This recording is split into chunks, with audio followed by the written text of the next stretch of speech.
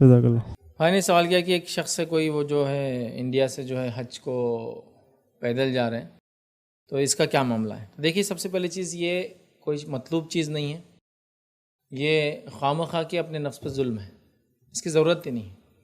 شاید غالباً جامع ترمذی کی روایت ہے، نبی اکرم صلی اللہ علیہ وسلم کو بتایا گیا کہ خاتون ہے، اس نے ایک نظر مانگی ہے، اور نظر یہ مانگی ہے کہ وہ مدینہ سے مکہ پیدل جائیں گی حج کے لیے۔ نبی اکرم صلی اللہ علیہ وسلم فرمایا اس کو کہو کہ نظر کو توڑ دے اور اس کو سواری پر سوار کر دیا جائے، مطلب اس نظر کو توڑنے کا حکم دیا اور سواری پر سوار ہونے کا حکم دیا، ٹھیک ہے۔ خود نبی اکرم صلی اللہ علیہ وسلم نے ایک بار حج کیا اور آپ سواری پر حج کے لیے گئے۔ اسی طرح روایت کے اندر آتا ہے کہ نبی اکرم صلی اللہ علیہ وسلم نے حج کیا اور حج میں طواف بھی جانور پر بیٹھ کے کیا، اونٹ پر بیٹھ کے کیا۔ ایک انسان جو ڈسیبلٹی رکھتا ہے، کمزور ہے، بیمار ہے، تھک گیا ہے،